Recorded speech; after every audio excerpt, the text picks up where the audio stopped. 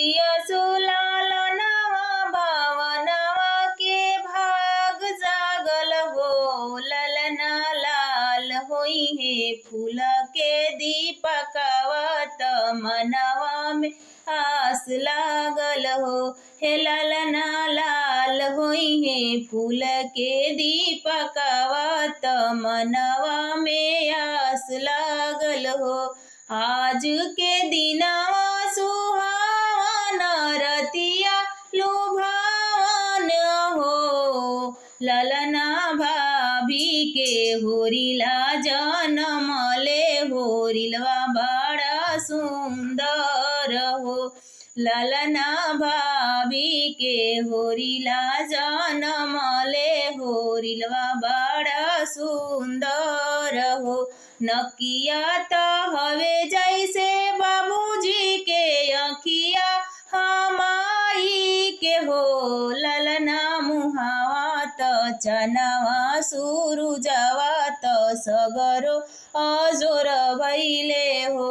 सासु सुहागिन बड़ा भागी नयन धन लुटावेली हो। ललना दुआरा पे बजेला बधाई आंगनवा उठे सोहर हो। ललना दुआरा पे बजेला बधाई आंगनवा उठे सोहर हो। नाची नाची गावेली बाहिनिया ललना के खेलावेली हो।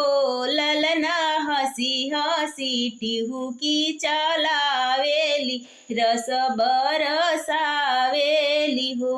ललना हंसी हंसी टिहुकी चलावेली रस बरसावेली हो। जुग जुग जिया सुलाल नवा भावनवा के भाग जागल हो। ललना लाल होई है फूल के दीपकवा त मनवा में आस लागल हो। अगर सोहर पसंद आई हो तो वीडियो को लाइक और चैनल को सब्सक्राइब कर लीजिएगा ऐसे ही गीत सुनने